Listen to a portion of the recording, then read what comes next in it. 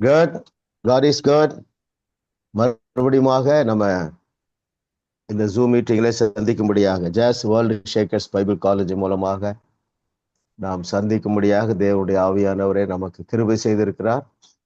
ஆமா, மொத்தம் 15 சப்ஜெக்ட்ல இன்றைக்கு 8வது சப்ஜெக்ட். அந்த 8வது சப்ஜெக்ட் நமக்கு நீங்கள் ஏற்கனவே அதை பெற்று கொண்டிருக்கிறீர்கள். ரைட்டுங்களா? ஆமா, இது மொத்தம் 10 பாடங்களிலே 9வது பாடத்தை இன்றைக்கு நாம் முடிக்கிறோம். ஆமா, மையாகவே இது கர்த்தராலே உண்டாயிட்டு நம்முடைய கண்களுக்கு ஆச்சரியமா இருக்கிறது. ஏனென்றால் தடையில்லாம நம்ம பயணிக்கிறோம் இல்லையா? எல்லாரும் உங்களுக்குள்ளே சொல்லுங்க, தடையில்லாமல் பயணிக்க செய்கிற தேவனுக்கு நன்றி.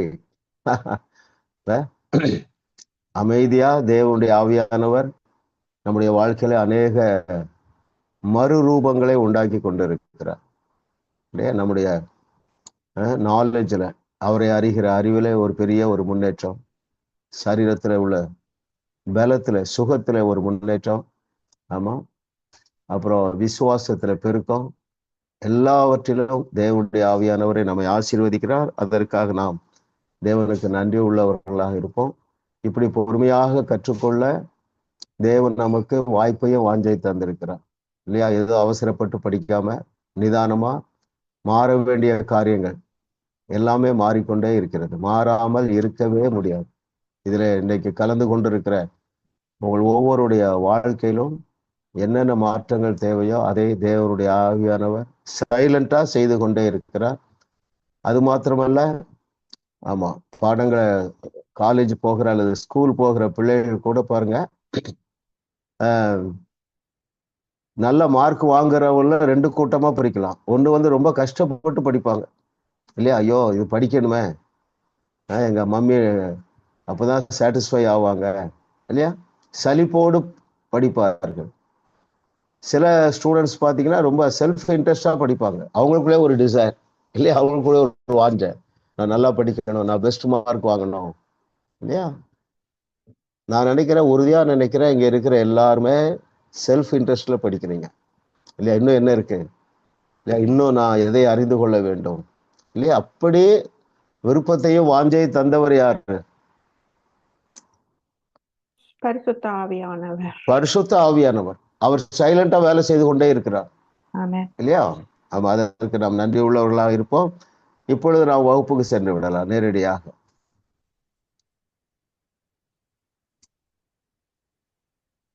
இன்றைய சபை எந்த விஷயத்தில் தோற்று போயிருக்கிறது? 3 எழுதுக. எஸ் சிஸ்டர், கிரேஸ் சிஸ்டர்ல ஸ்டார்ட் பண்ணலாம். கிருபையிலே ஸ்டார்ட் பண்ணுவோம். அடுத்தது இரக்கம். Yes sister. 249 பக்கம். சுகத்திற்காக ஆசீர்வாதத்துக்காக ஜனங்கள் நம்மள வர வேண்டுமானால், இன்று வியாதிப்பட்ட ஒரு ஊழியக்காரரிடம் வந்தபோது அந்த ஊழியக்காரர் அவரை ஒரு மருத்துவரிடம் அனுப்பி விடுவார். ஏழைகள் அரசாங்க திட்டமோ அல்லது மற்ற சமூக நிறுவனங்களிடமோ அனுப்பிவிடுகிறார்கள். மனதளவில் அல்லது உணர்ச்சிகளில் பிரச்சனைகள் இருந்தால் அந்த சந்திக்கிற உதவி அந்த வரும்போது அவர்களை மனநிலை மருத்துவர்களிடம் செல்ல. அப்படியாக தேவனுடைய சரியான பதில் தான். நீங்க ஃபுல் மார்க் போட்டுக் கொள்ளலாம். இப்ப நம்ம சரி, இதை முடிச்சு விடுவோம். பாருங்கள், கேள்வி என்ன என்றால், இன்றைய சபை எந்த விஷயத்தில் தோற்று போயிருக்கிறது? 3 ஏரியாக்கள்ல. ஒன்று சபைக்கு வருகிறவர்களை ஊழியர்கள் பிரச்சனையை தீர்த்து வைக்கிறதற்கு பதிலாக இல்லையா என்ன செய்யறாங்க? இந்த தீர்வுக்கு நீங்க இங்க போங்க என்று 3 இடத்துக்கு அனுப்புகிறார்கள். அது நீங்க புரிந்து கொண்டீர்கள். இப்பொழுது கேள்வி என்னவென்றால், உங்க இடத்துல வருகிறவர்களுக்கு நீங்கள் என்ன செய்கிறீர்கள் இல்லையா? நீங்களும் அப்பர் ஹேண்ட் எடுத்து முன்னேறி செல்லுங்கள். ஒரு சிலர் செய்ய ஆரம்பிச்சிருப்பீங்க. அதை நம்ம தைரியமாக செய்வோம். நாம் தான் சபை, நாம் தான் தீர்வு.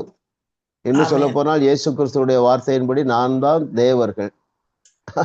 சோ இந்த பொறுப்பு எல்லாருக்கும் இருக்கிறது. பேஜ் 249ல வாசிப்போம்.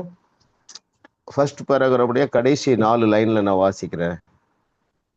அவர் ஏற்கனவே என்ன செய்து முடித்திருக்கிறாரோ அதை பெறும்படி அதிகாரத்தை எடுத்துக்கொண்டு கட்டளையிட்டு அதை நிறைவேற செய்யும்படி முயற்சிக்க வேண்டும். அது எப்படி இருக்க வேண்டும் என்று கர்த்தர் நினைத்தாரோ அதற்கு அப்படியே நேர் எதிராக நடக்கிறது. அப்படின்னா என்ன அர்த்தம்னா, ஒவ்வொரு விசுவாசியும் சந்திக்கிற அல்லது உங்களிடத்துல வருகிற அத்தனை பிரச்சனைக்கும் நாம் தான் தீர்வு என்று எடுத்துக்கொள்ளுங்க.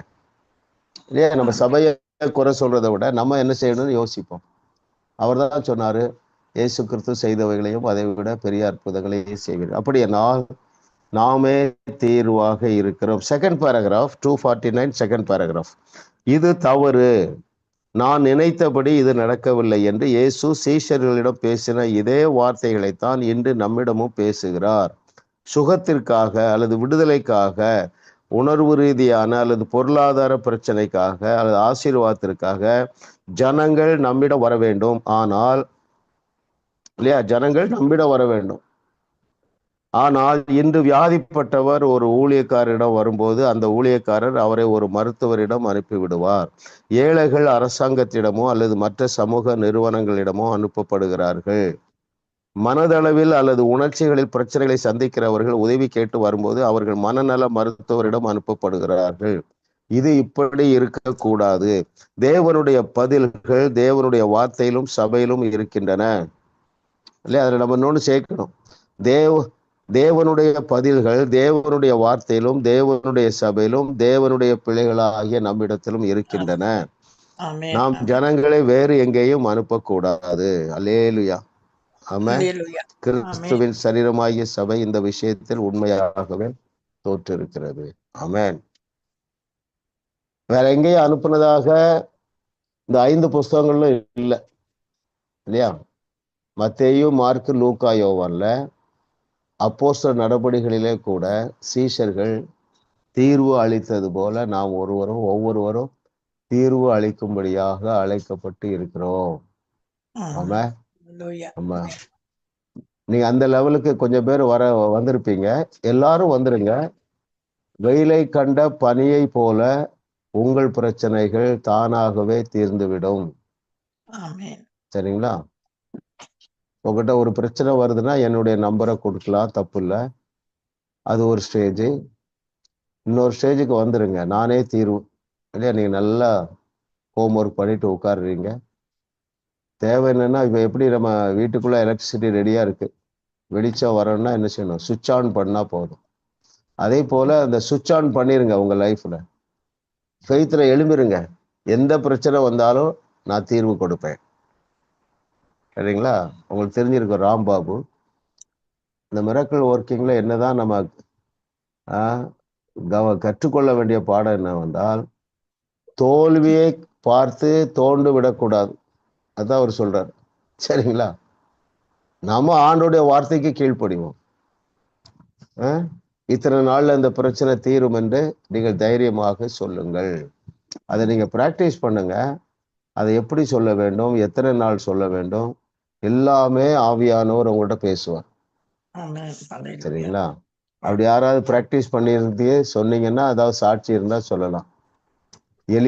எலிசா, இயேசு கிறிஸ்து சீஷர்களை போல நீங்க நல்ல தைரியமா டேட்டு ஃபிக்ஸ் பண்ணுங்கோ. சரிங்களா? ஆமா, நீங்க சோர்ந்து போக மாட்டீங்க, நீங்க வெட்கப்பட்டு போக மாட்டீங்க. ஆமா, இதே அனல்ல சிலர் இருப்பீங்க. இதே அனல்ல நல்ல செய்திகள், என்னுடைய செய்தி, ஆண்ட்ரூ மக் செய்தி, பில் ஜான்சன், பில் வின்ஸ்டன், அப்புறம் இந்த ஹோம்ஒர்க்கு இல்லையா, அந்த எக்ஸாம், இந்த நம்ம ஜாஸ் வேர்ல்ட் ஷேக்கர்ஸ் பைபிள் காலேஜில் நல்லா ஹோம்ஒர்க் பண்ணுறவங்க எல்லாருமே நீங்கள் அட்டெண்ட் பண்ணுங்க. எந்த பிரச்சனை உங்கள்கிட்ட வந்தாலும் நீங்கள் என்ன செய்யுங்க? டேட்டு ஃபிக்ஸ் பண்ணுங்க. இத்தனை நாள் இந்த பிரச்சனை தீரும். சரிங்களா? ஆமாம், அதை நீங்கள் ப்ராக்டிஸ் பண்ண தான் உங்களுக்கு என்ன வருகிறது? விசுவாசம் பெருகுகிறது. கர்த்தர் உங்களை கொண்டு செய்ய போகிற காரியங்கள் பயங்கரமா இருக்கும் என்று கர்த்தர் சொல்லுகிறார். கர்த்தர் நல்லவர். 2வது கேள்வி போயிடலாம்.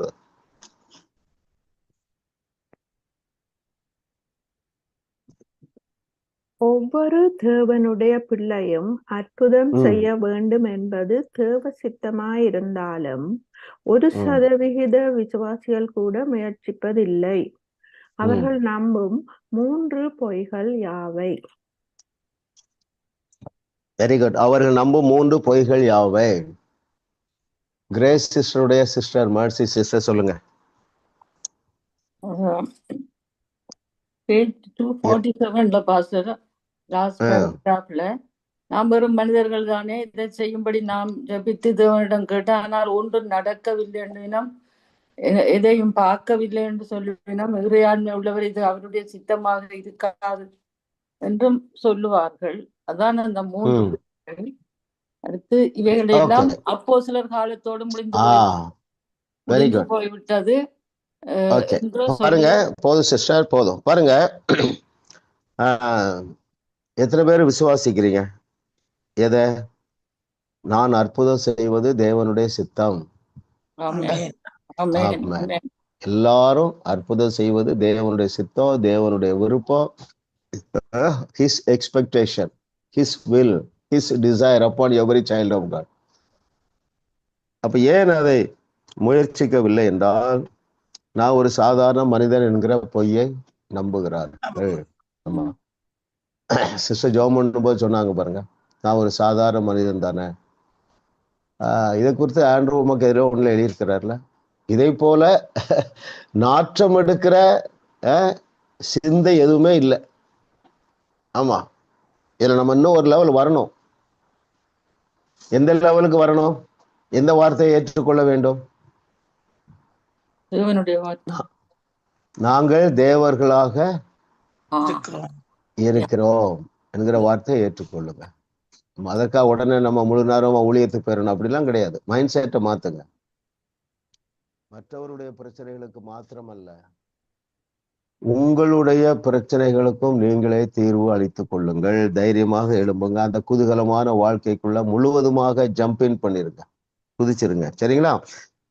நான் ஒரு மனிதர்கள் தானே, இது அவருடைய சித்தமாக இருக்காது. இவையெல்லாம் அப்போஸ்தலர் காலத்தோடு முடிந்தது இல்லையா? சோ என்ன ஆயிடுது? எனவே எந்த ரெஸ்பான்சிபிலிட்டியும் எடுக்க வேண்டியதில்லை.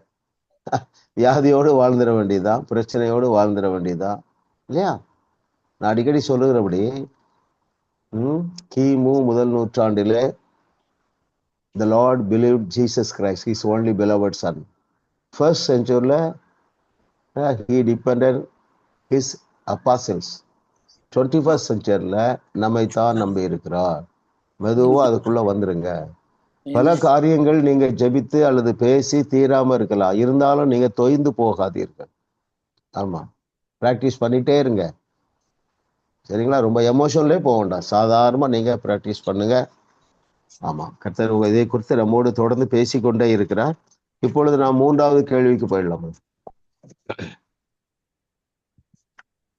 எப்பொழுது கடுகு விதையளவு விசுவாசம் போதுமானதற்கும் அதிகமானதாகும்? எப்பொழுது? Very good. எஸ் சிஸ்டர் லிதியா, எப்பொழுது கடுகு விதையளவு விசுவாசம் போதுமானதற்கும் அதிகமானது? நீங்க ஷார்ட்டா சொல்லுங்க. நீங்க அதை வாசிக்கிறது தவறு அல்ல, நீங்க புரிஞ்சதை சொன்னீங்கன்னா இன்னும் நல்லா இருக்கும். Yes sister. அவிசுவாசம் இல்லாது இருக்கும் போது அவ்வளவுதான், அதான் ஆன்சர். அப்படித்தான் நம்ம ஒன்னொன்னு ஆன்சர் பண்ணணும். அதை ஏன் நான் அதை சொல்றேன்னா, அது ஒரு நல்ல ஒரு பயிற்சி. நீ அப்படியே செய்தி கொடுக்க பழகிருவீங்க இல்லையா? அது ஒரு பயிற்சி இல்லாமல் நம்ம முன்னேற முடியாது. ஓகே, எப்பொழுது கடுகு விதையளவு விசுவாசம் போதுமானதற்கும் அதிகமானதும் என்றால், அவிசுவாசம் குறைவாய் இருக்கும் பொழுது இல்லையா? பல பாடங்கள் நம்ம இதை கற்றிருக்கிறோம். அதை கூட நம்ம நானே வாசிக்கிறேன் பாருங்க. 265 பேஜ் 265 பாட்டம் மோஸ்ட் பேராகிராஃப். கர்த்தர் சொன்னார், உன்னுடைய அவிசுவாசம் தான் இங்கு பிரச்சனை. அதாவது அவிசுவாசம் தான் பிரச்சனை. எதிராக கிரியை செய்யக்கூடிய அவிசுவாசம் அங்கு இல்லை என்றால், வேலையை செய்து முடிப்பதற்கு உங்களுடைய விசுவாசம் கடுகு விதையை காட்டிலும் பெரியதாக இருக்க வேண்டிய அவசியம் இல்லை. மாற்று வார்த்தைகளை பயன்படுத்தி இருக்கிறேன். ஓகே, மேற்கூரை வழியாக உங்கள் விசுவாசத்தை அம்பை போல பாய செய்ய முயற்சிப்பதற்கு பதிலாக உங்கள் அவிசுவாசத்தை அடைத்து வைத்திருக்கிற அடைப்பை நீக்கி போடுங்கள். அதை முழுவதுமாக வெளியேற்றுங்கள். அப்பொழுது உங்களுக்கு தேவையான எதையும் சந்திக்கும் அளவிற்கு போதுமான வலிமை உடையதாய் உங்கள் விசுவாசம் இருப்பதை நீங்கள் காண்பீர்கள். ஆமா, எல்லாரும் புரியுது பாருங்க. அதெல்லாம் இன்னும் பின்னால இதை பற்றி டீட்டெயிலா இருக்கு, அதை பார்ப்போம். சரிங்களா? இதை கொஞ்சம் நம்ம கான்சியஸா இருக்கணும். என்ன கான்சியஸ்? ஆமா, சிலர் பார்த்தீங்கன்னா உங்க சொந்தக்காரங்களே இருப்பாங்க, உங்க பிள்ளைகளா கூட இருக்கலாம், எப்பவும் நெகட்டிவா பேசுவாங்க. அவங்கள தவிர்க்கவும் முடியாது இல்லையா? அவங்களோட நேரம் செலவழிக்க முடியாது. கர்த்தர் உங்களுக்கு என்ன தருவாரு? ஞானம் தருவாரு. விசுவாசிங்க. என்ன விசுவாசிங்க? உங்க ஸ்பௌஸா இருக்கலாம். ஐயோ இந்த விசுவாசத்தை வரவில்லையே என்கிற சோர்வை எடுத்து விட்டு விசுவாசிங்க. என் கணவனும் என்னுடைய மனைவியும் இல்லையா, என்னுடைய பிள்ளைகள், என்னுடைய ஃப்ரெண்ட்ஸு, என்னுடைய சர்ச் ஃப்ரெண்டு, இவர்களும் இந்த வெளிச்சத்துக்குள்ள இந்த விசுவாசத்துல வருவார்கள் என்று நீங்க விசுவாசிங்க. அதுல உங்களுக்கு என்ன வேணும்? அவிசுவாசம் குறைய வேண்டும்.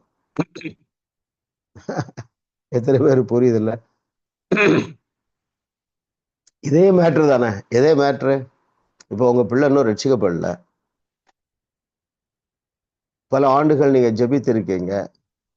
யாரோ ஒருவர், சரி உங்க பிள்ளையோ யாரோ ஒரு நீங்கள் அந்த நபருக்காக உங்களுடைய அவிசுவாசம் குறைவா இருக்கிறதா? இதே தானே எல்லாத்துக்கும் அப்ளிகபிள் இல்லையா? நம்ம நம்முடைய பிள்ளைகளுடைய சால்வேஷனுக்காக அவிசுவாசத்திலிருந்து வெளியே வந்து விட்டீர்களா? நாமே ஆராய்ந்து பார்ப்போம் இல்லையா? பல காரியங்களை நம்ம சொல்றோம், இவங்களுக்கு அவிசுவாசம் இல்லை பிரதர், இவங்களுக்கு அவிசுவாசம் இல்லை பிரதர், இவங்க ரொம்ப அவிசுவாசம். நம்ம பிள்ளைகளுக்காக நாம் அவிசுவாசத்திலிருந்து வெளியே வந்து விட்டோமா? யாராக இருந்தாலும் சரி, உங்க க்ளோஸ் ரிலேட்டிவ்ஸ், க்ளோஸ் ஃப்ரெண்ட்ஸ், உங்க ரிலேட்டிவ்ஸ் ஸ்ரீலங்காவில் இருக்கலாம், இந்தியாவில் இருக்கலாம், ஆஸ்திரேலியா, அமெரிக்காவில் இருக்கலாம், அவர்கள் மீது நீங்கள் வைத்திருக்கிற அவிசுவாசம் குறைந்திருக்கிறதா? அந்த ஆங்கிள் நீங்க திங்க் பண்ணுங்க இல்லையா? விசுவாசத்தோட பேசுங்க. திரும்ப ஒரு எஃபர்ட் போடுங்க. எப்படி போடலாம்? உங்க மொபைல்ல அல்லது அவங்க போட்டோ ஏதாவது இருந்தால் அவர்கிட்ட வச்சு பேசுங்க. இவர் இயேசுவின் நாமத்தினால இவருடைய மனக்கண்கள் திறக்கப்படுவதாக, இவருடைய அவிசுவாசம் நீங்குவதாக, இவரை குறித்து என்னுடைய அவிசுவாசமும் நீங்குவதாக. அப்படிலாம் நம்ம சகஜமாக, யதார்த்தமாக, வித்தவுட் மச் எமோஷன், சாதாரணமா நீங்க பேசுங்க. நாம் முற்றிலுமாக ஜெயம் கொண்டவர்களாக இருக்கிறதுனால இந்த ஒருவருடைய ரட்சிப்பிற்காக உங்களுடைய அவிசுவாசம் குறையும் பொழுது, நீங்கள் ஜெபிக்கும் பொழுது அந்த ஜெபத்திற்கு நிச்சயமாகவே பதில் உண்டு. இப்பொழுது எத்தனாவது கேள்வி? அடுத்தது 4வது கேள்வி. எஸ். தேவ செய்தியை நாம் பகிர்ந்து கொள்ளும் போது அதை ஜனங்களை கவனமாக கேட்க வைக்க நாம் செய்ய வேண்டியது என்ன? Very good. One word answer சொல்லுங்க அனட்டா. இங்க பார்த்து சொல்லுங்க, அங்க பார்க்க கூடாது. ஒரு ஆளை கூப்பிட்டு சுகமாக்கணும். Very good, simple.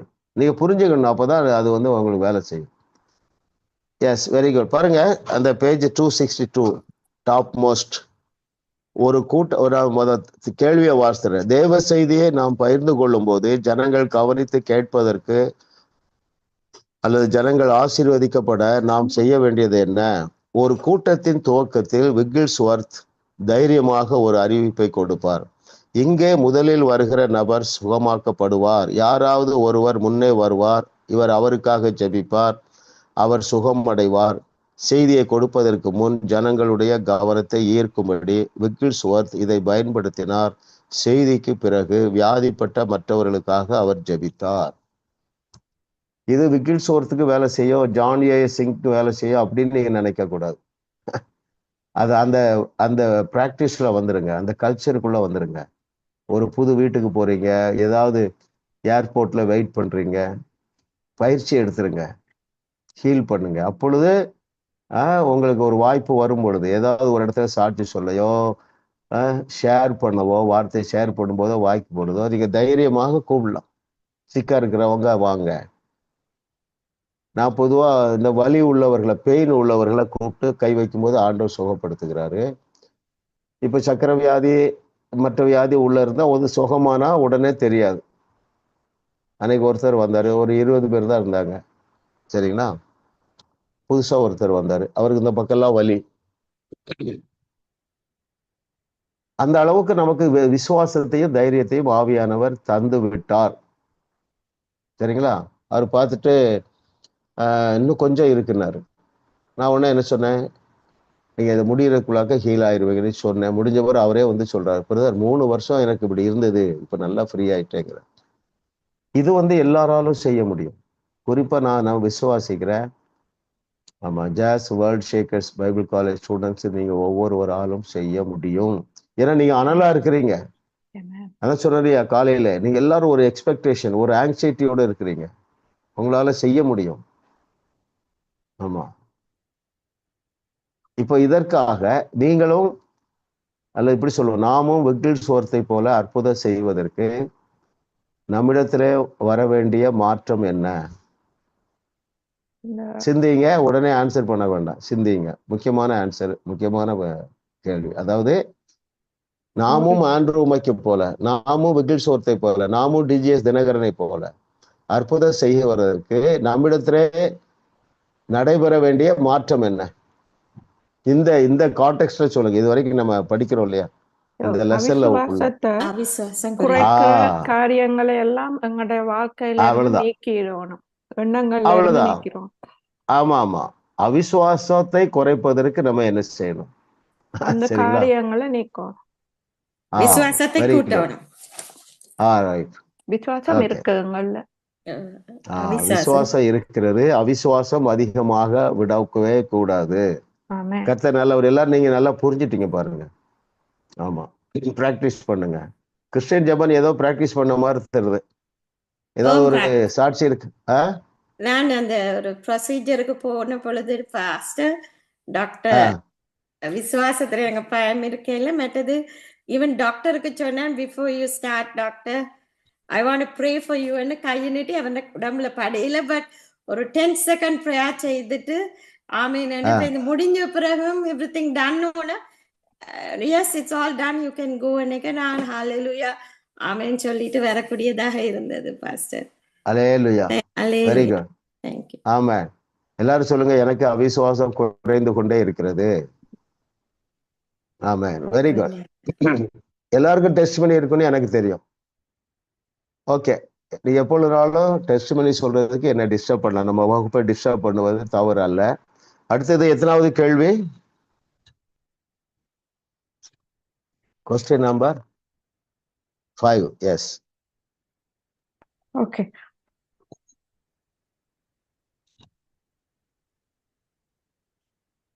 ஆண்ட்ரூ வோமக் மற்றும் ஸ்மித் விக்கில்ஸ்வர்த் இருவரிடமும் ஒரே அளவு விசுவாசம் இருந்தாலும் ஆண்ட்ரூ வோமக் அவருடைய விசுவாசம் ஏன் வேலை செய்யவில்லை? ஆண்ட்ரூ வோமக் அவருடைய விசுவாசம் ஏன் வேலை செய்யவில்லை? ஓகே,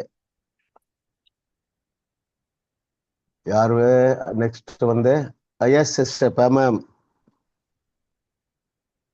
ஒன் வேர்ட் ஆன்சர் சொல்ல முடியுமா? ஷார்ட் ஆன்சர் சொல்லுங்க. ஆண்ட்ரூ வோமக் சூழ்நிலையை பார்த்து தன்னுடைய இடம் கொடுத்துட்டாரு. விசுவாசத்தை குறைச்சு அவிசுவாசத்துக்கு இடத்தை கொடுத்துட்டார். வெரி குட், அப்படியே வெரி குட், அப்படிதான் பேசணும். சரிங்களா, கரெக்டா சொல்லிட்டீங்க. அதாவது அவிசுவாசத்திற்கு இடம் கொடுத்துட்டார் இல்லையா? நான் அதை பதில் வாசிக்கட்டுமா? இப்போ பாருங்க, ஆண்ட்ரூ வோமக் கேள்வி வாசித்துறேன். ஆண்ட்ரூ வோமக் மற்றும் ஸ்மித் விக்கில்ஸ்வர்த் இருவரிடமும் ஒரே அளவு விசுவாசம்தான் இருந்தாலும் ஆண்ட்ரூ வோமக் விசுவாசம் ஏன் வேலை செய்யவில்லை என்றால், ஆண்ட்ரூ வோமக் விசுவாசத்திலே குறை உள்ள அவிசுவாசம் நிறைந்தவராய் இருந்தார். வாசிக்கலாம், பேஜ் 264, 4th paragraph. மனிதர்களுடைய பார்வையில் நல்ல விதமாக தெரிய வேண்டும் என்பதை குறித்து நீங்கள் கவலைப்படும் போது அது உங்கள் விசுவாசத்தை தடை செய்யும். என்னிடம் இருந்ததை காட்டிலும் அதிக விசுவாசம் விக்கில்ஸ்வர்த்திடம் இல்லை, ஆனால் அவரிடம் குறைவான அவிசுவாசமே இருந்தது. அப்ப நம்ம டீல் பண்ண வேண்டியது விசுவாசத்தை குறித்தல்ல, அவிசுவாசத்தை குறித்து. சரிங்களா? ஆமா, கர்த்தர் நல்லவர். ஆமா, இது எல்லாமே நம்முடைய மனதிலே மாற்றம் வந்து கொண்டே இருக்கிறது என்று ஆவியானவர் சொல்லுகிறார். இந்த பாடங்கள் எல்லாம் படிக்கும் பொழுது உங்க மனதிலே மாற்றங்கள் தானாகவே வந்து கொண்டே இருக்கின்றன. கர்த்தருடைய நாமம் மகிமைப்படுவதாக. என்னுடைய அண்டர்ஸ்டாண்டிங் படி நம்முடைய வாழ்க்கையிலே எதற்கு அல்லது நம்முடைய வாழ்க்கையிலே நடந்த ஒரு சம்பவத்துல நம்முடைய வாழ்க்கையில ஒரு பெரிய அற்புதம் நடந்திருக்கு. அது என்ன அற்புதம்? சால்வேஷன், ரட்சிப்பு இல்லையா? அப்போ அந்த மிகப்பெரிய அற்புதமே நடந்துட்டு, காணாத தேவனை நாம் விசுவாசிக்கிறோம். 2000 வருஷத்துக்கு முன்பதாக இயேசு கிறிஸ்து மனித அவதாரம் எடுத்து பூமியிலே வந்தார். அவர் தேவனுடைய குமாரன் என்று விசுவாசிக்கிறோம். எனக்காக சிலுவையிலே மரித்தார் என்று விசுவாசிக்கிறோம் இல்லையா? உயிரோடு எழுந்தார். அதுக்கு தான் பெரிய விசுவாசம் தேவை. அதுக்கு தான் அவிசுவாசம் குறையா இருக்கணும். அந்த சப்ஜெக்ட்ல, அந்த மேட்டர்ல அவிசுவாசம் குறையா இருந்ததுன்னா எல்லாவற்றிலும் குறைந்த அவிசுவாசத்தோடு நம்மால ஆப்ரேட் பண்ண முடியும், அல்லது அவிசுவாசம் இல்லாமல் ஆப்ரேட் பண்ண முடியும். Very good. நெக்ஸ்ட் கொஸ்டின் போயிடலாம்.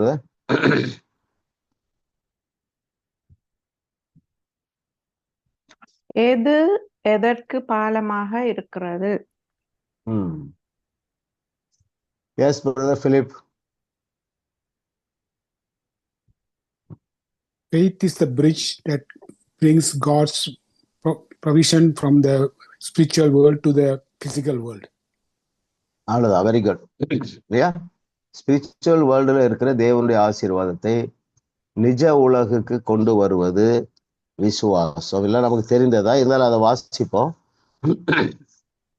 Second paragraph of page 266. அவிசுவாசத்தினால்தான் பெரும்பாலான கிறிஸ்தவர்கள் தேவன் ஏற்கனவே தந்திருக்கிறதை இன்னும் பெறாமல் இருக்கிறார்கள். விசுவாச குறைபாடு இதற்கு காரணம் அல்ல. இவை இரண்டும் ஒன்றுக்கொன்று நேர் எதிரான சூழ்நிலைகள். ஒருவர் விசுவாசிக்கவில்லை என்றால் அவர் எதையும் பெறப்போவதில்லை. ஆவிக்குரிய உலகத்தில் தேவன் ஏற்படுத்தி வைத்திருக்கிற நன்மைகளை கண்களால் பார்க்கக்கூடிய இந்த உலகத்திற்குள் கொண்டு வரக்கூடிய ஒரு பாலமாக விசுவாசம் இருக்கிறது. விசுவாசம் இருக்க வேண்டும். ஆனால் இது ஒன்றும் பெரிய விஷயம் அல்ல, இது கடினமானதும் அல்ல. கிறிஸ்தவர்களாகிய நமக்குள் தேவனுடைய இயற்கைக்கு அப்பாற்பட்ட விசுவாசம் இருக்கிறது. ஆனால் பெரும்பாலான விசுவாசிகள் தங்களுக்குள் அவிசுவாசம் இருக்கிறது என்பதையே இன்னும் உணரவில்லை, அதை கையாளவும் இல்லை. இதுதான் உண்மை. அதாவது டீல் பண்ணல, அவிசுவாசத்தை அகற்றுவதற்கு டீல் பண்ணலங்கிறார். கர்த்தர் நல்லவர். பாருங்க, முதலாவது நம்ம அவிசுவாசத்துக்குள்ள போய் சிக்கி கொள்ளாமல் இருப்பதற்கு உங்களுக்கு தெரியும். இப்ப எந்த மாதிரி செர்மன் கேட்கணும், எந்த மாதிரி செர்மன் கேட்கக்கூடாது என்று உங்களுக்கு தெரியும். அதுல நீங்க கவனமா எக்ஸ்ட்ரா மைல் போகணும் இல்லையா? துணிஞ்சு போகணும்.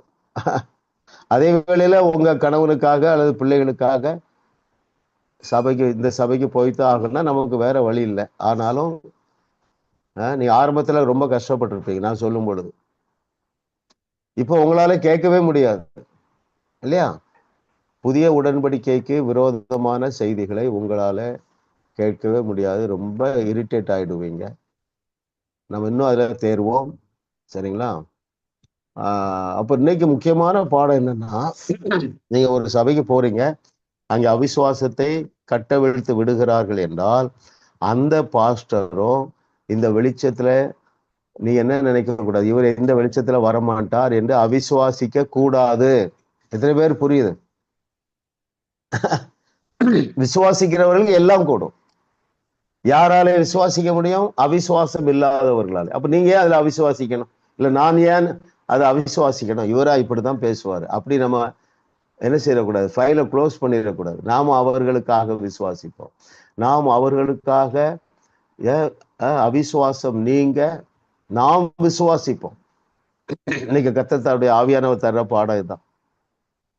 இவர் இந்த வெளிச்சத்துக்குள்ள வரமாட்டாரு, இந்த பாஸ்டர் இந்த வெளிச்சத்துல வரமாட்டார் என்கிற அவிசுவாசத்தை, நம்ம இடத்திலே காணப்படுகிற அவிசுவாசத்தை அகற்றி போட வேண்டிய வேலை நம்முடைய வேலை. ரைட்? மனதில் வைத்துக் கொள்ளுங்க. நான் ஏன் இதை அவிசுவாசிக்கணும்? என் பிள்ளை ரட்சிக்கப்பட மாட்டான், என் பிள்ளை இந்த அடிக்ஷன்ல இருந்து வெளியே வர மாட்டான், என்ன நீங்க ஏன் அவிசுவாசிக்கிறீங்க என்று ஆவியானவர் கேட்கிறார். கர்த்தர் நல்லவர், அவர் கிருபை என்றும் உள்ளது. அடுத்த கொஸ்டின் போயிடலாம் பிரதர். வாக்கு தத்தங்கள் நம் வாழ்வில் நிறைவேற எதை சிந்திக்க கூடாது, எதை மட்டுமே தியானிக்க வேண்டும்?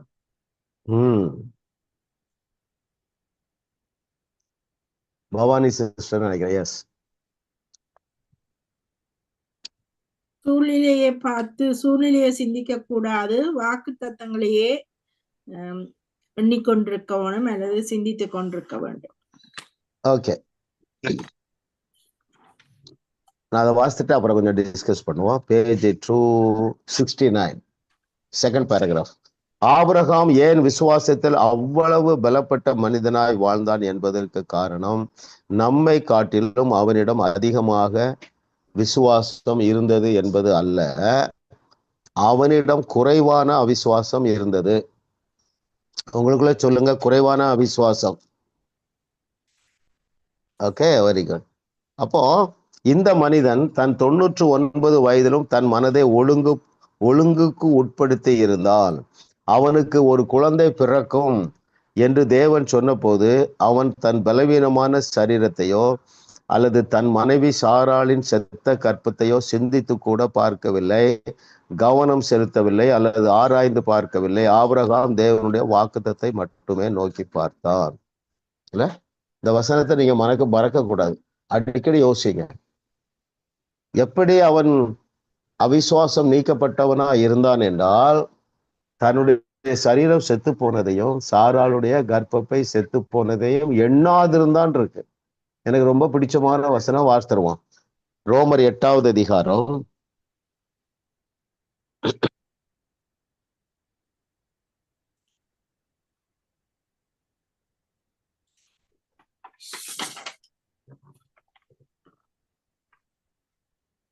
4வது அதிகாரம். Okay, the book of Romans chapter 4.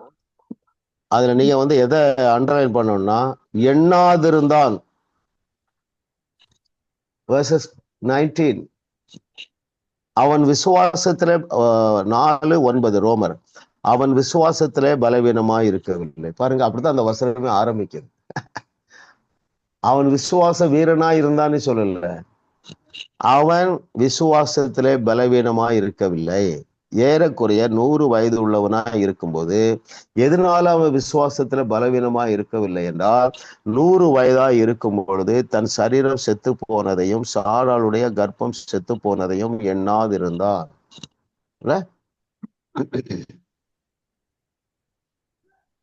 அவிசுவாசத்தை நாம் குறைக்க வேண்டும் என்றால் பிரச்சனையே நினைத்து கொண்டு இருக்கக்கூடாது. அவ்வளவுதான் மேட்டர். அது எப்படி சாத்தியம்? கண்டிப்பா சாத்தியம். நீங்க எல்லாருமே அதுல முன்னேறி இருக்கிறீர்கள் இல்லையா? குறிப்பா நீங்க வாழ்கிற தேசத்துல இருக்கிற உங்க சந்ததியை குறித்து நீங்க என்ன செய்யலாம்? பயப்படுவது இயற்கை. அந்த பயத்துல இருந்து வெளியே வந்துட்டீங்களா? அந்த பயம் எதற்கு அடையாளம்? அவிசுவாசத்திற்கு அடையாளம். நீங்க அவிசுவாசத்தா எப்படி அவங்க ரட்சிக்கப்படுவாங்க? நீங்க தானே வெளிச்சத்துல வந்திருக்கீங்க, உங்களுக்கு தானே அதிகம் கொடுக்கப்பட்டிருக்கிறது. அப்ப நீங்க தானே அவிசுவாசத்திலிருந்து வெளியே வரணும் இல்ல? இந்த எண்ணத்தை மாத்திருங்க பிரதர். நான் 20 வருஷம் ஜெபம் பண்ணிட்டேன் பிரதர், அவர் ரட்சிக்கப்படவே இல்லை. அந்த எண்ணத்தை விட்டு வெளியே வந்திருக்கிறீர்கள், இன்னும் வந்துடுங்க. ரட்சிக்க கூடாதபடி தேவனுடைய கரம் குறுகி போகவில்லை. எல்லா மனிதரும் ரட்சிக்கப்பட வேண்டும் என்பது அவருடைய விருப்பமாக இருக்கிறது. சரிங்களா? சோர்ந்தே போகாதீங்க, அவிசுவாசத்தை விட்டு வெளியே வாங்க. அதே மாதிரி விசுவாசத்துல கிரியை செய்யுங்க. சரிங்களா? கடன் பிரச்சனை ரொம்ப நாள் இருக்கா? விசுவாசத்துல கிரியை செய்தீர்களா? அவிசுவாசத்தை குறைப்பதற்கு பேர் எழுதுங்க. இந்த ஒரு நபர்கிட்ட 10 வருஷம் வட்டி கொடுத்துட்டே இருக்கீங்க, ஏதோ ஒரு பிரச்சனை, அந்த அந்த நபரை எழுதுங்க, எவ்வளவு அமௌண்ட் எழுதுங்க. நம்ம மைண்ட் செட் மாத்துறதுக்கு என்ன செய்யலாம்? அதை கிழிச்சு காலுக்குள்ள கீழே போட்டு, இந்த கடன் பிரச்சனை என்னை விட்டு நீங்கிட்டு, இதை நீங்க செய்யும் போது உங்களுக்கு அவிசுவாசம் குறையும். சரிங்களா? இப்ப அதான் நம்ம டீல் பண்றோம். ஆமா, ஆண்டவர் எல்லாவற்றையும் சிம்பிளிஃபை பண்ணிட்டார். நம்ம தேவன் யார்? நடக்க முடியாதவற்றை நடத்துகிற தேவன். ஆமா, உங்க மைண்ட் செட் மாறணும். இல்ல இந்த பிரச்சனை எனக்கு 20 வருஷம் இருக்கு, ஆனாலும் இந்த பிரச்சனை தீர்ந்து விடும். எவ்வளவு பெரிய பிரச்சனை. ஒருவேளை ஒரு குறிப்பிட்ட நபர் உங்களை காயப்படுத்தியிருந்தா அந்த கசப்புல இருந்து வெளியே வந்து விட்டீர்களா? அந்த வெறுப்புல இருந்து வெளியே வந்துட்டீங்களா? நிறைய வந்திருப்பீங்க. வராம இல்லைன்னா நீங்க இந்த கிளாஸுக்கே வர முடியாது. இன்னும் வந்துருங்க இல்லையா? கசப்பு, வெறுப்பு, சலிப்பு, இந்த 3ல இருந்து வெளியே வாருங்க. நல்லா வந்துருங்க. அது அவிசுவாசம் நீங்குவதற்கு அடையாளம் இல்லையா? கர்த்தர் நல்லவர், கர்த்தருடைய ஆவியானவர் உங்களோடு பேசுகிறார். சரிங்களா? கர்த்தர் நல்லவர். எதை குறித்து நீங்க சோர்ந்து போகக்கூடாது, எதுக்காகவும் நீங்க கசப்படையக்கூடாது, எதற்காகவும் நீங்க சலிப்பு அடையக்கூடாது, அவசியம் இல்லை. அந்த நஷ்டம் உங்களுக்கு தான். சரிங்களா? அந்த வெளிச்சம் வர வர நீங்க என்ன செய்வீங்க? ஒருவர் உங்களை தவறாக புரிந்து இருந்தாலும் நீங்கள் உங்கள் மகிழ்ச்சியை இழக்க மாட்டீர்கள். உங்களுடைய ஒரு சாட்டிஸ்ஃபைடு லைஃபை நீங்க இழக்க மாட்டீங்க. நம்மிடத்துல குறை இருக்குமா? கண்டிப்பா குறை இருக்கும். நாம தான் தவறு பண்ணியிருப்போம்.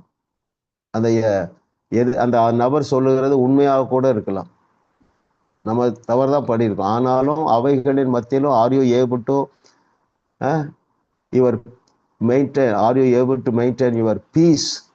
உன்னுடைய ஆழ் மனதுல அந்த தெய்வீக சமாதானத்தை காத்துக்கொள்ள முடிகிறதா? அல்லேலூயா. நம்ம கர்த்தர் நம்ம எல்லாரையும் அப்படித்தான் வளர்த்து கொண்டு இருக்கிறார். சோர்ந்து போகக்கூடாது என்பது மாத்திரம் ஆலோசனை அல்ல. எப்பொழுதும் ஃபயரா இருங்க, அதாவது குதூகலமா இருங்க, என்ஜாய் பண்ணுங்க, அவருடைய பிரசன்னத்தை என்ஜாய் பண்ணுங்க. ஆமா, கர்த்தர் நல்லவர். அடுத்த கொஸ்டின் போயிடலாம்.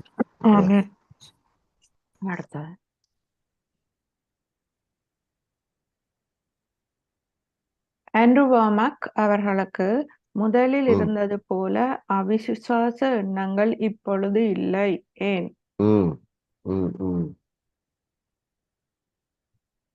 சிஸ்டர் மகேஸ்வரி சொல்லுங்க.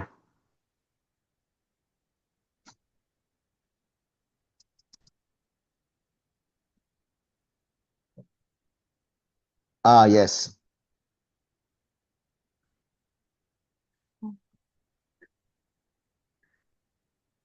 ஆண்ட்ரூ வார்மக் அவர்களுக்கு முதலில் இருந்தது போல அவிசுவாச எண்ணங்கள் இப்பொழுது இல்லை, ஏன் சொல்லுங்க சிஸ்டர். கேள்வியை மிஸ் பண்ணி போடும் பாஸ்டர். ஓஹோ, ரைட், பரவாயில்ல, வெரி குட். திரும்ப உங்களுக்கு ஒரு சான்ஸ், அடுத்த கொஸ்டின் கொடுப்போம். ஓகே. கிறிஸ்டியன் ஜெபன் சொல்லிட்டாங்களா? யார சொல்லாதவங்க சொல்லுங்க. ஸ்ரீதேவி. 271வது பக்கம் பாஸ்டர், பேராகிராஃப்ல.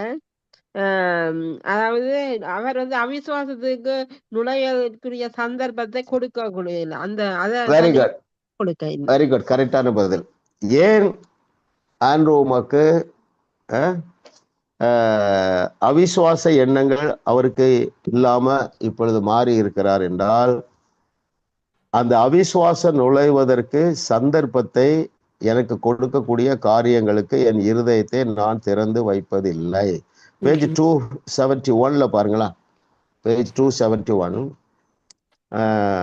செகண்ட் பேராகிராஃப் ஃபுல்லாவே படிப்போம். விக்கிள்ஸ்வொர்த் அப்படிப்பட்ட வேறு பிரிக்கப்பட்ட ஒரு வாழ்க்கையை வாழ்ந்தபடியால் சர்க்கரை நாற்காலியிலிருந்து அந்த மனிதனை தூக்கிவிட நான் முயற்சித்த போது நான் அவிசுவாசத்தினால் பாதிக்கப்பட்டது போல அவர் அவ்வளவு எளிதாக பாதிக்கப்படவில்லை. தேவன் எனக்கு இதை காண்பித்த பிறகு இன்னும் அதிகமாய் வேறு பிரிக்கப்பட்ட ஒரு வாழ்க்கையை நானும் வாழ ஆரம்பித்தேன். முன்பு வழக்கமாய் நான் பார்த்த கேட்ட காரியங்களை நிறுத்தினேன்.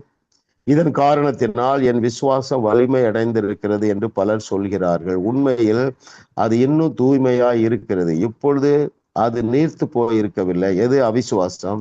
முன்பு இருந்தது போல அநேக அவிசுவாச எண்ணங்கள் இப்பொழுது எனக்குள்ள இல்லை. காரணம், அவிசுவாசம் நுழைவதற்கான சந்தர்ப்பத்தை எனக்கு கொடுக்கக்கூடிய காரியங்களுக்கு என் இருதயத்தை நான் திறந்து வைப்பதில்லை. இதுதான் மேட்ரு. விக்கிள்ஸ்வொர்த்தை பற்றி பார்த்தோம். நியூஸ் பேப்பர் கூட வீட்டுக்குள்ள விட மாட்டாரு அப்படின்னு சொல்றாங்க. ஆமா, பொதுவாக நான் இப்படி யாருக்காவது கவுன்சிலிங் கொடுக்கும்போது அவங்க எதாவது சொல்லுவாங்க, பிரதர் எங்க வீட்டுக்காருக்கு விசுவாசமே கிடையாது பிரதர், அவருக்கு விசுவாசம் கிடையாது என்று நீங்க ஏன் அவிசுவாசிக்கிறீங்க? அதை கொஞ்சம் சிந்திங்க. இல்ல, உங்கள் கணவர், உங்கள் மனைவி, உங்க பிள்ளைகள், உங்க in-laws, son in law, daughter in-law ரட்சிக்கப்பட மாட்டார்கள் என்று நீங்கள் ஏன் அவிசுவாசிக்கிறீர்கள்? அந்த அவிசுவாசத்தை மாற்றுங்க, எண்ணத்தை மாற்றுங்க. ஆபிரகாம் எப்படி விசுவாசத்துல ஏன் அவன் பலவீனமா இருக்கவில்லை? தன் சரீரம் செத்து போனதையும் சாராளின் மனைவியாக சாராளின் கற்பம் செத்து போனதையும் எண்ணாதிருந்தான். நினையாதிருந்தான், எண்ணாதிருந்தான். எண்ணாதிருந்தான். அது எப்படி சாத்தியம்? யோசித்து பாருங்க. எப்படி சாத்தியம்? சாத்தியம் இல்லாததே தேவன் நம்மிடத்துல எதிர்பார்க்க மாட்டார். அப்போ உங்க குடும்பத்தாருடைய ரட்சிப்பிற்காக உங்களுடைய வாழ்க்கையில காணப்படுகிற அவிசுவாசம் நீங்கத்தக்கதாக நான் ஒரு பிரேயர் பண்றேன். அப்படி பெற்றுக்கொள்ளுங்க. பிதாவே, உங்களுக்கு நன்றி சொல்லுகிற ஆண்டவரே, இந்த பாடத்தை கவனிக்கிறவர்கள், வருங்காலத்துல கவனிக்க போகிறவர்கள் ஒவ்வொருவருடைய எண்ணங்களிலும் இருக்கிற அவிசுவாசம் அகன்று போவதாக, அகன்று போவதாக. Out in the name of Jesus. இவர்கள் விசுவாசத்தை அவிசுவாசத்தை உள்வாங்காதபடி எதிர்மறையான சூழ்நிலைகளை குறித்து இவர்கள் எண்ணாமல் ஆபிரகாமை போல அவிசுவாசத்திலிருந்து விலக்கப்பட்டு விசுவாச வீரர்களாக, விசுவாச வீராங்கனைகளாக உயர்வார்களாக. அவிசுவாசத்தை கொண்டு வருகிற பிரசங்கத்தை என்னுடைய பிள்ளைகள் கேட்க மாட்டார்கள். அவிசுவாசத்தை கொண்டு வருகிற எண்ணங்களை இவர்கள் சிறைப்பிடிப்பார்களா? பெரிய அற்புதங்களை இவர்கள் மூலமாக செய்து தேவரே உடைய ராஜ்யத்தை நீர் விரிவாக்கம் செய்வீராக. இயேசுவின் நாமத்தில் பிதாவே, ஆமென், ஆமென், ஆமென், ஆமென். Very good. அடுத்த எத்தனாவது கேள்வி? 9. Question number 9. Yes, sister. யோவான் 5:44 படி யாரால் வரும் மகிமையை மாத்திரம் தேடுகிறவர்கள் தைரியமாக அற்புதம் செய்வர். ஏன்? எஸ், மகேஸ்வரி சிஸ்டர் ஆன்சர் கண்டுபிடிச்சிருக்கீங்களா? 264வது பக்கத்துல மனிதர்களுடைய பார்வையில் நல்ல விதமாக தெரிய வேண்டும் என்பதை நீங்கள் குறித்து கவலைப்படும் போது அது உங்கள் விசுவாசத்தை தடை செய்கிறது. Very good, very good. கரெக்டான பதில். தேங்க்யூ. அதாவது இந்த அற்புதம் நடக்கலைன்னா எல்லாரும் என்னை பற்றி எப்படி நினைப்பார்கள்ங்கிற எண்ணத்திலிருந்து வெளியே வந்துருங்க. ஆனா அப்படிதான் இருப்பாங்க. நடந்தா கூட நம்ப மாட்டாங்க. நம்ம பேதர் பாருங்களா, தண்ணியில நடக்கிறான்.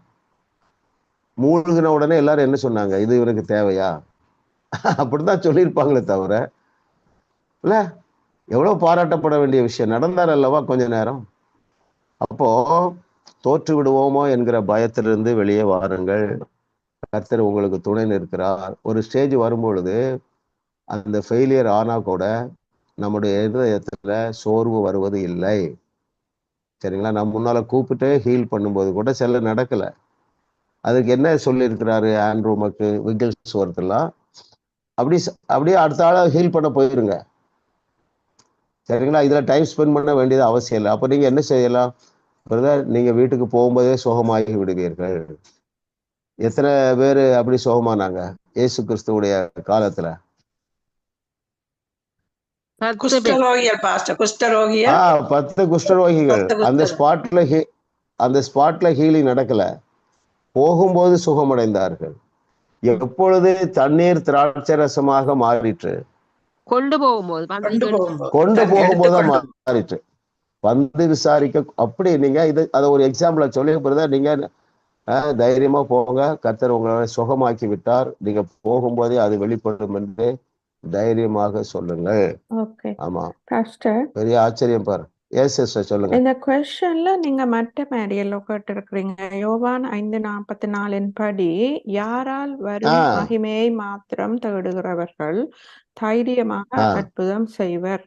அப்ப நான் போட்டிருக்கிறேன் தேவனாலே மாத்திரம் வருகிற மகிமையை தேடுகிறவர்கள். அதான் ஓகே, அதான் பதில். அது சரியான பதில் தான். பதில் சொன்னவங்க. ஆமா, இதுல இருக்கு இல்லையா, பேஜ் 264. both same.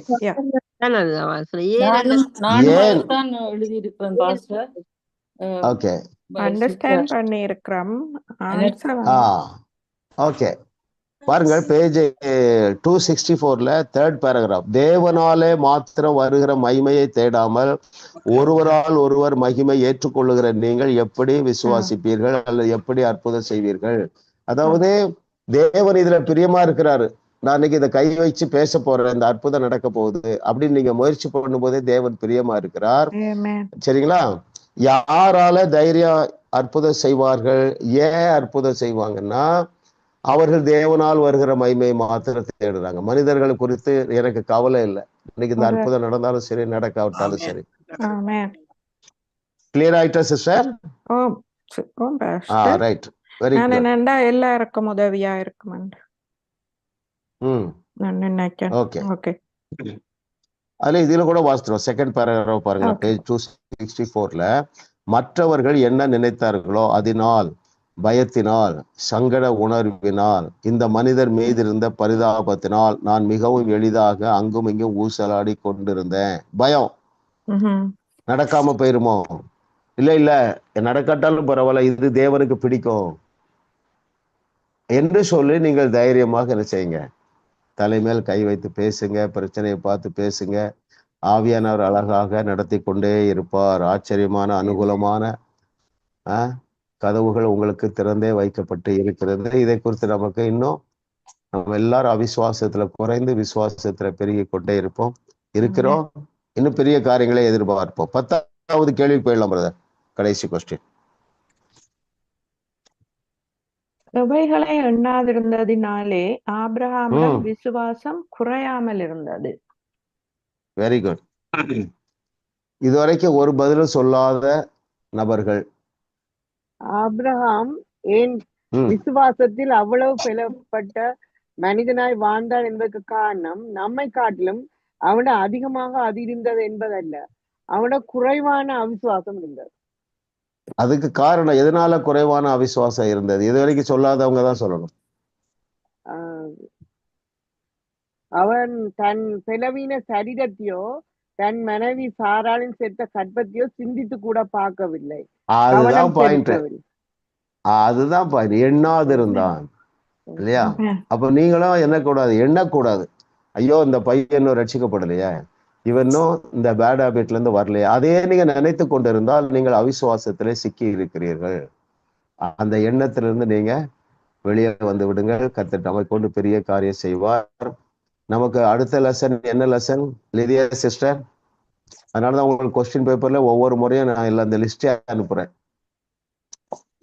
தேவனின் மெய்யான இயல்பா இல்லையா? 9வது பாடம் தேவனுடைய தேவனுக்கு இணங்குங்கள் என்றது தலைப்பு. அப்படி இருக்குதா ஒரு புக்கு? இல்ல நம்ம ஒரு இந்த 8வது சப்ஜெக்ட்ல நம்ம இன்னைக்கு 9வது பாடம் முடித்து விட்டோம். இன்னும் ஒரு பாடம் அடுத்த வாரம் அந்த வகுப்பு நடக்கும். அதன் பிறகு நம்ம என்ன புக்கு தேவனின் மெய்யான இயல்பு. தேவனுடைய மெய்யான இயல்பு தான் நம்முடைய 9வது பாடம். உங்களை எல்லாருக்கும் புஸ்தகம் வந்திருக்கா? ஓகே. நம்ம இப்ப நான் உங்களுக்கு பிளஸ் பண்றேன், அப்படியே நீங்க ரிசீவ் பண்ணுங்க. ஒரே பிரேயர் தான், அவிசுவாசம் நீங்கும்படியாக. ஆண்டவரே உமக்கு நன்றி அப்பா. வேதத்தில் உள்ள மகத்துவங்களை கற்றுக்கொள்ள உங்களுடைய பிள்ளைகளுக்கு நீர் கொடுத்த அந்த வாய்ப்பு மாத்திரமல்ல, வாஞ்சை, நீரே இந்த ஒரு விருப்பத்தை கொடுத்தீர் ஆண்டவரே. கன்சிஸ்டண்டா உம்முடைய பிள்ளைகளாகிய நாங்கள் வேதத்தில் மகத்துவங்களை கற்றுக்கொள்ள நீ தந்த அந்த தீராத தாகத்திற்காக நன்றி. இப்பொழுதும் கூட ஆண்டவரே அவிசுவாசம் அகன்று போகும்படியாக நான் செபிக்கிறேன். எந்த ஒரு பிரச்சனையாக இருந்தாலும், எந்த ஒரு பெரிய மலை போல இருக்கிற பிரச்சனையாக இருந்தாலும் என்னுடைய பிள்ளைகள் அவிசுவாசத்திலிருந்து வெளியே வருகிறார்கள். குறைகளை, குற்றங்களை, தோல்வியை எண்ணாதிருக்கும்படியாக இவர்களுக்கு ஒரு பிரகாசமுள்ள மனக்கண்கள் உண்டாவதாக. இயேசுவின் நாமத்தில் பிதாவே, ஆமென், ஆமென், ஆமென்.